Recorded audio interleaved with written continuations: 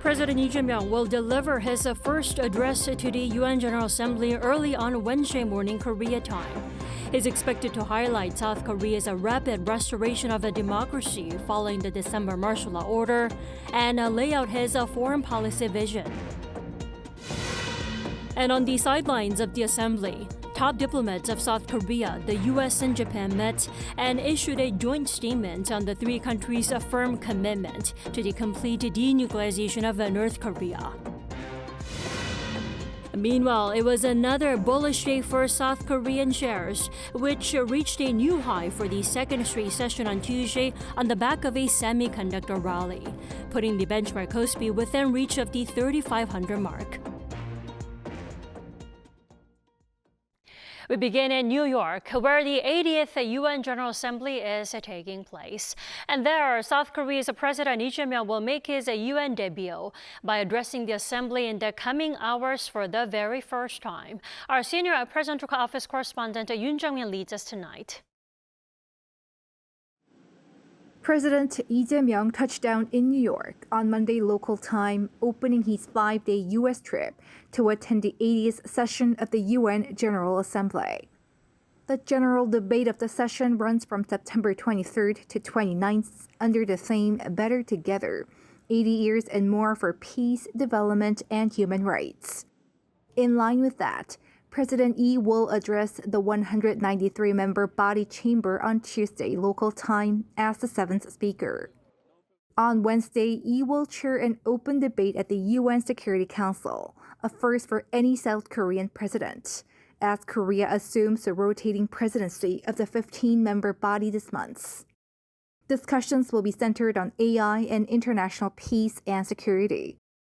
A number of bilaterals are also scheduled, including one-on-ones with UN Secretary-General Antonio Guterres and the leaders of France, Italy, and Poland to discuss bilateral cooperation, including on the defense industry. An official summit with U.S. President Donald Trump is not planned, though it remains to be seen whether there will be a pull aside. On Thursday, before he closes out his U.S. trip, Lee will host the Korea Investment Summit with U.S. financiers on Wall Street to encourage investment in South Korea. As President Lee makes his debut on the UN stage, the highlight of his trip would be his UN speech slated for Tuesday, with the focus on the resilience of South Korea's democracy, his peace vision, and Korea's global contribution. Yoon Jung-min, Arirang News, New York. On Monday, President Lee started off his New York trip by sitting down with the head of the world's largest asset manager, BlackRock. The two agreed to collaborate on solidifying South Korea's position in the global AI industry as Asia's AI capital. Our top office correspondent, Song Yoo-jin reports. Turning South Korea into Asia's AI capital. That's the vision that President Lee Jae-myung and BlackRock, the world's largest asset manager, agreed to pursue together. It was the focus of Lee's first appointment in New York on Monday, a meeting with BlackRock CEO and World Economic Forum co-chair Larry Fink. 과학 기술에 대한 관심도 높고 우리 국민들이 이 변화를 새로운 변화를 받아들이는데 아주 익숙해서 앞으로 인공지능 중심 사회로 또 재생에너지 사회로 신속하게 바꾸는 데 있어서 아마 세계적으로 매우 모범적인 국가로 갈 수도 있습니다.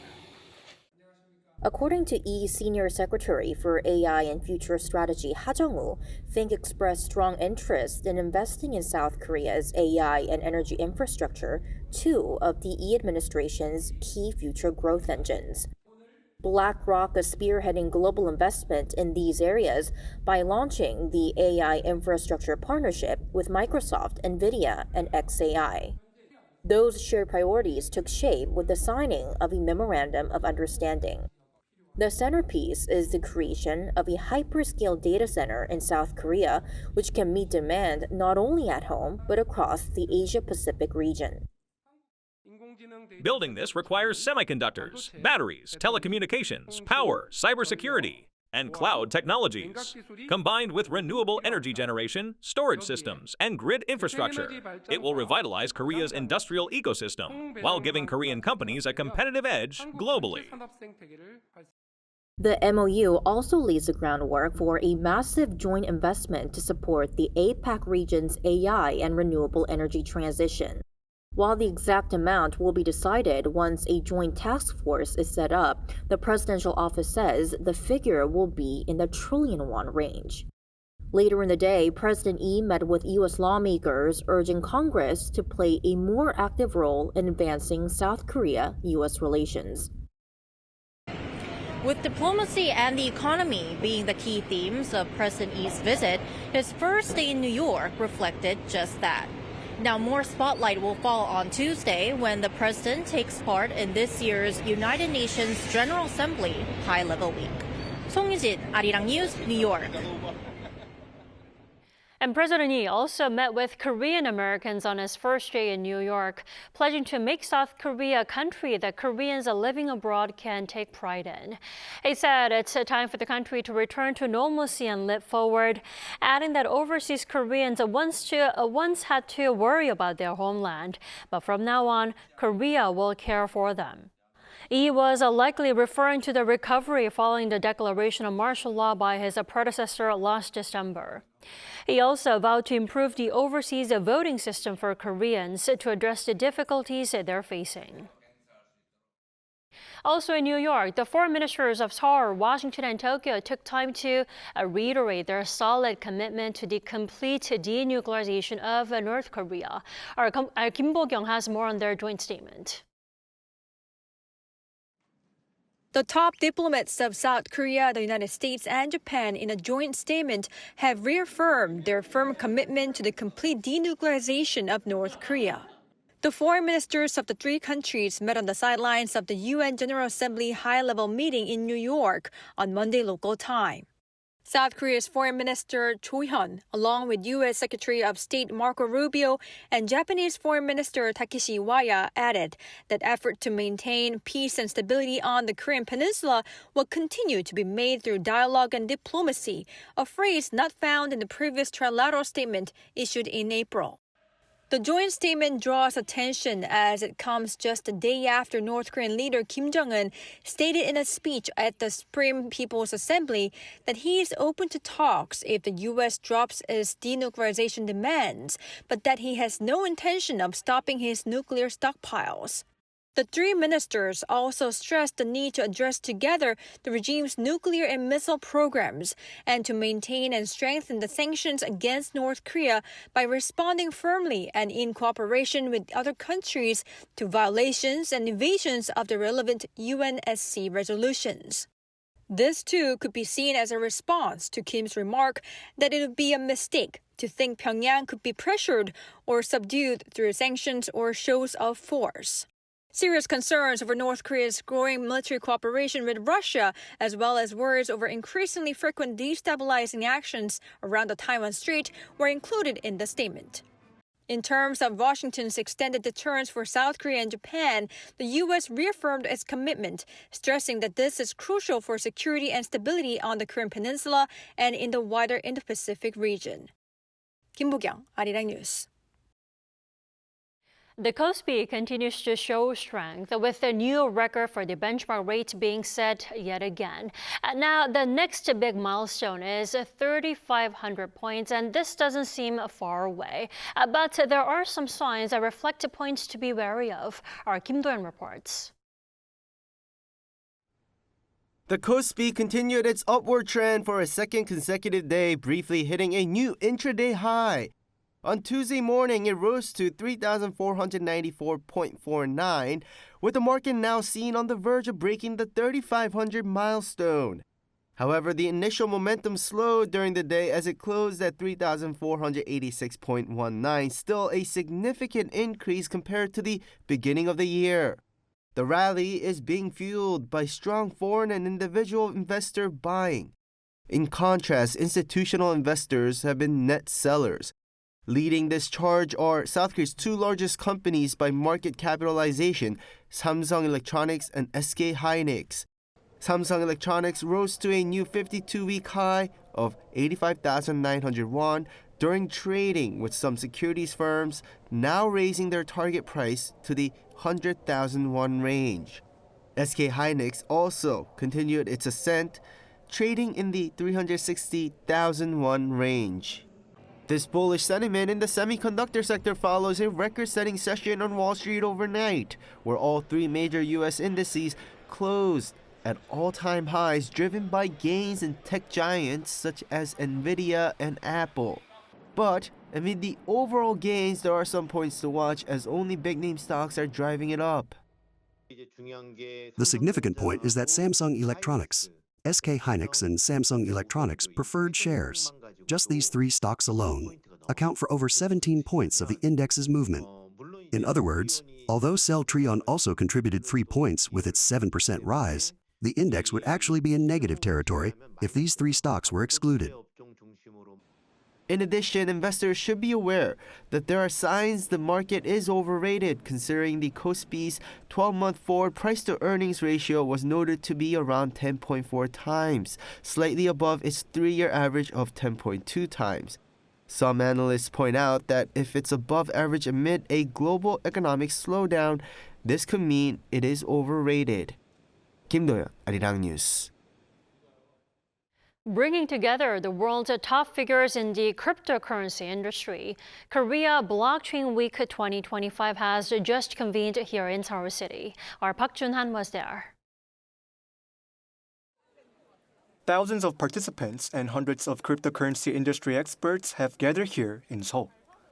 Welcoming the opening of Korea Blockchain Week 2025, Eric Trump, World Liberty Foundation co-founder and second son of U.S. President Donald Trump, delivered a video address.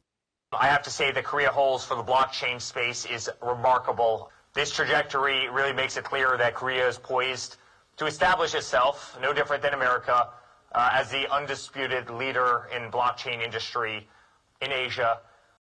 The founder and CEO of Infectious, which hosted the event, explained that South Korea holds the number 3 position in terms of market size in the crypto industry. According to a Korea Financial Intelligence Unit report for the second half of 2024, people in South Korea traded cryptocurrencies worth 7.4 trillion Korean won, or roughly $5.3 billion daily. Active investors in the same period numbered 9.7 million. In July, the U.S. Congress passed the Genius Act, which aims to provide a clear regulatory framework for stablecoins. These refer to digital assets designed to keep a steady value, usually by pegging to a fiat currency like the US dollar or other assets, making them useful for payments, remittances, and fast cross-border transactions without the costs of traditional finance. When asked if the world's largest stablecoin producer plans to expand its business to Korea, former White House crypto advisor and current CEO of Tether USA, Bo Hines, replied by saying, "The way in which we move money is going to change very rapidly. As this technology is integrated into the current financial system, you'll start to see wider adoption, and this will change the way in which people send money to each other, whether it's friends and family overseas or global remittances." However, there are some concerns that the virtual assets industry in South Korea is facing. A lack of infrastructure, the monitoring of transaction activities, and insufficient investor protections were constantly raised as challenges, creating multiple delays in the implementation of crypto taxes. Moreover, if the US dollar-based stablecoins enters the market, the relatively weak Korean currency could face challenges if dollar-based coins are widely used in Korea. Regarding the raised concern, Stable CFO Brian Mailer, whose company builds a blockchain designed mainly for Tether transactions, answered that it is actually helpful for the economy as it brings down barriers. If you want to move that money, you're paying fees in different currencies, and that lessens the amount of money the seller is receiving in that sense. So it becomes a blocker. Transactions across borders with a free and open system that allows people to transact in a stable currency. I think it actually increases because it removes barriers. With millions of active domestic investors, South Korea's cryptocurrency sector keeps growing, with global institutions and crypto companies eyeing the Korean market. Park Jun-han, Arirang News. Now, South Korea's shipbuilding industry has successfully seen the incorporation of its technology into global standards for LH2 carriers. And the Ministry of Oceans and Fisheries announced on Tuesday that South Korea's membrane-type hydrogen cargo tank technology has been incorporated into international standards. And this comes as a revision of the interim recommendations for the carriage of liquefied hydrogen in bulk, which ministry proposed was adopted at the 11th session of the International Maritime Organization. Now, if the revision receives a final approval next year, it'll pave the way for LH2 carriers to be built using Korean technology.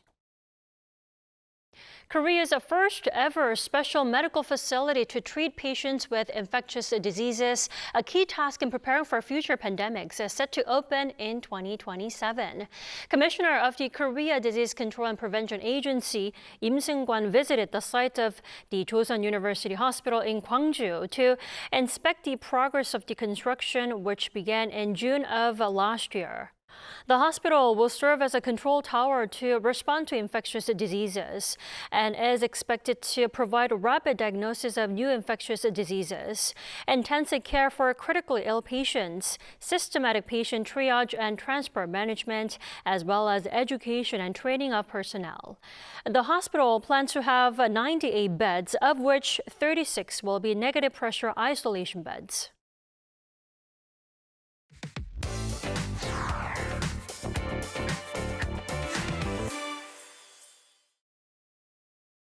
This week at the National Assembly, the rival parties are set for a heads-on clash over the amendment to the Gov't Organization Act. The ruling party plans to pass it on Thursday, while the opposition intends to respond with a filibuster. For more, we turn to our political correspondent, Shin Ha-young. Welcome back, Ha-young. Great to be here. So, Ha-young, how far has the amendment progressed at the National Assembly ahead of the big day, Thursday's plenary session? Well, the amendment to the Gov't Organization Act, which includes the abolishing the prosecutor's office, as well as splitting the finance ministry, has passed a related standing committee at the National Assembly. The ruling Democratic Party on Monday pushed the vote through the Public Administration and Security Committee, while the main opposition People Power Party walked out. And the DP said the bill is well prepared after more than a month of discussions in the State Affairs Planning Committee. The PPP, however, argued that no bill should be passed just 10 days after being proposed without even a hearing. Take a listen. Before worrying about the government reorganization plan, the People Power Party should worry about reorganizing itself first. How far will this legislative dictatorship go? Trying to finish everything by noon again, right? Isn't this just rushing toward the goal without thinking?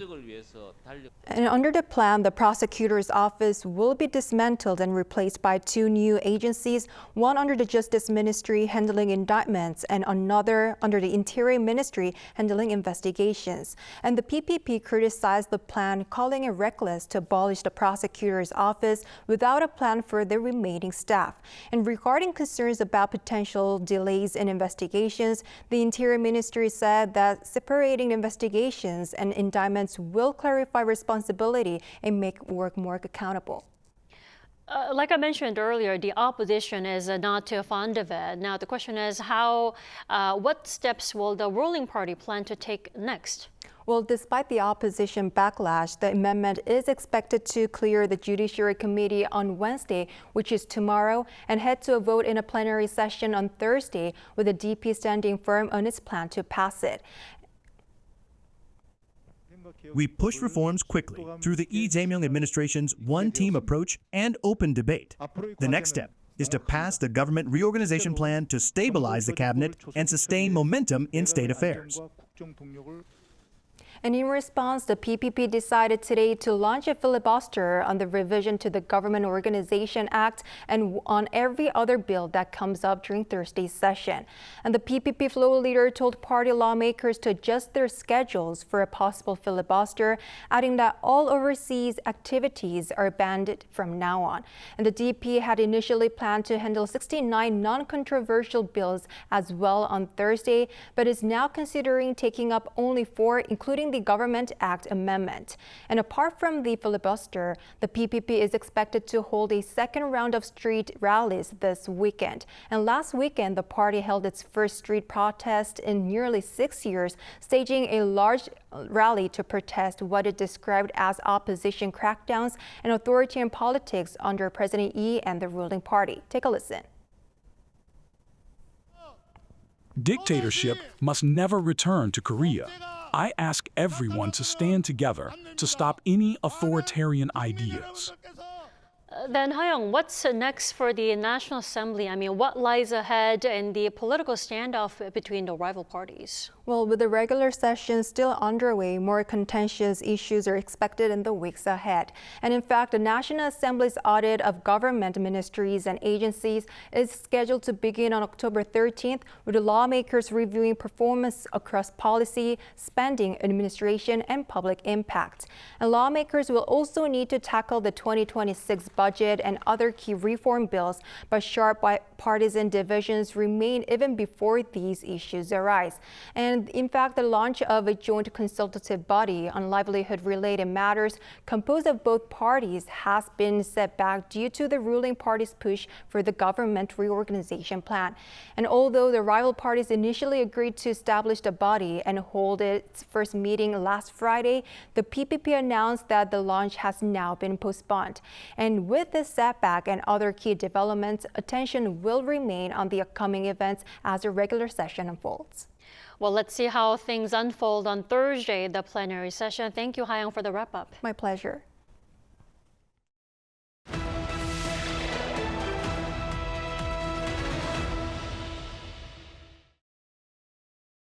South Korea's largest international film festival, BIFF, is well underway in the southern port city of Busan. While many legendary filmmakers have visited, our culture correspondent Park Kwon-ho sat down with the country's oldest director. 79-year-old director Jeong Ji-young received a Lifetime Achievement Award at the Busan International Film Festival, but he admits the moment was bittersweet. At first, a bit sad. I got to think of my age, which I didn't before, and I'm not that incredible, so was a bit embarrassed. I just lived as who I am, making movies. I just hope people don't treat me differently after winning the award. Jeong has spent decades making films, often under challenging circumstances, but he shared where his continued passion comes from. Honestly, I just did it, and I was fortunate over the years. Many fellow directors who started with me aren't making films anymore. Opportunities come if you work hard. Of course, everybody does their best. He said he was lucky again to raise funds through a public campaign to work on a new project set to be released in theaters next April. I am proud of making the first popular film about the Jeju, April 3rd incident, which has usually been made in indie or documentary films in the past. I thought the incident doesn't have a precise name because people call it in their own way. The title is My Name Is, hoping it helps find its identity. He also praised the talent of Korean movie makers amid the recent global popularity of Korean content. Koreans are naturally talented. In the past, it took a lot to make an actor. These days, if we help them a little, their potential is fully realized. There's so many great actors now. It's all about developing that talent. Despite that, he spoke about challenges the Korean film industry is also facing, including shrinking audiences at theaters. 지금 한국 영화 산업이 위기라는 지적들이 있습니다. 이 상황을 어떻게 바라보시는지 또 앞으로 어떻게 극복해야 된다고 보시는지 궁금합니다. Korean culture is trending globally, but to be honest, its roots are shallow, as in the past we were colonized by Japan. And after the Korean War, we absorbed American culture, so arts policies need to strengthen the foundation and preserve our cultural heritage. Stressing the need for governmental support, he added scholars need to study on how to make greater policies. But he also rejected the idea that Korean cinema must dominate the world like Hollywood. Around 20 to 30 billion won is spent on Korean blockbusters. Hollywood films are almost 10 times that. But culture is for exchange, not domination. We need African movies. We need Latin American. Dominating the world with soft power isn't what we need to pursue. And at the end of the day, director Jeong says he'll keep making films non-stop unless the audience stops wanting him. But even if so, Jeong says he'll keep working on film-related projects until the final scene of his life. 박건우, Arirang News, Busan.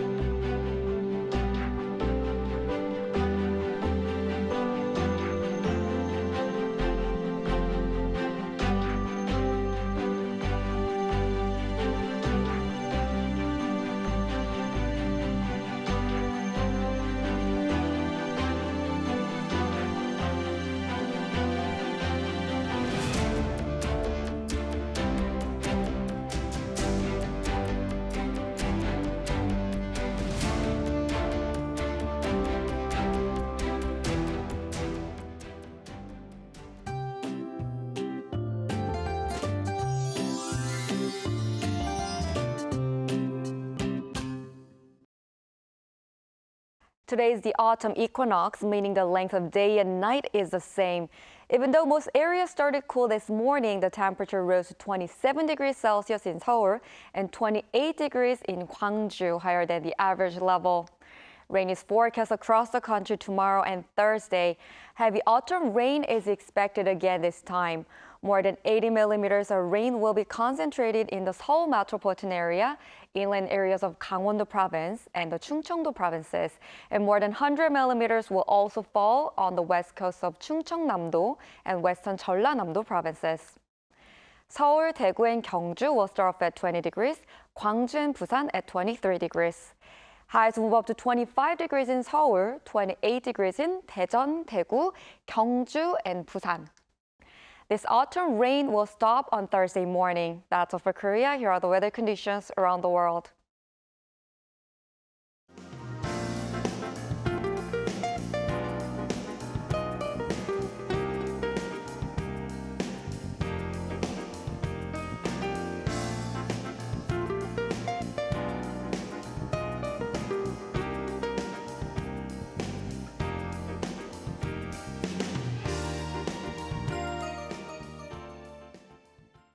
That is all we have for tonight. I'm Kim Dami. From all of us here at Arirang, thanks for watching and good night.